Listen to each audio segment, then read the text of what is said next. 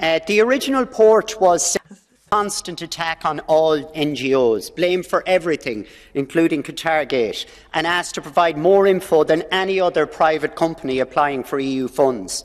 The original report also requested a certification body only for NGOs, an NGO regulation, but none for other beneficiaries, and even proposed to establish a blacklist against NGOs. And guess what? Only NGOs.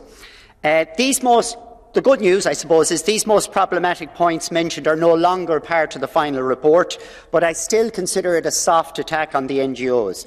There are positives. The report now includes a differentiation between public transparency and information to discharge authorities and avoids most of the witch hunt approach present in the report against NGOs.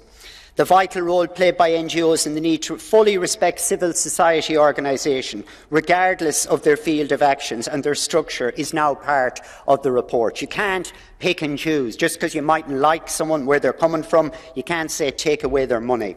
Protection and support is an underlying element of the report. Concerns are expressed for the threats and attacks on NGOs in some member states, including several explicit references to the Hungarian foreign interference and relevant ECJ court ruling against it.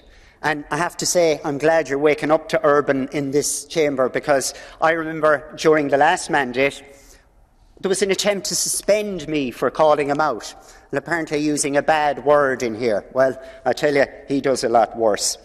There's also a paragraph under General Remarks chapter, and it's including a calling for a transparency requirement, never to put NGOs and beneficiaries at risk. This general idea is also presented along the report. Also, the transparency requirements are focused only on the budgetary control aspects and are to be applied to all beneficiaries. On the negative elements in the report, and this has to be said, the report has a quite controversial position on Qatargate, still better than the original. It mentions Qatargate as an example of the alleged corruption cases which generated public discontent. And on a second paragraph, the report mentions the possibility for EU funds, beneficiaries including NGOs, to promote false narratives, as allegedly happened in Qatargate. Nevertheless, the paragraph continues by underlining that such concerns should not lead to a stigmatisation of all NGOs. Overall, the report is better than the draft. Nevertheless, I still think it's a soft attack on NGOs, and I'll be voting against it. Thank you.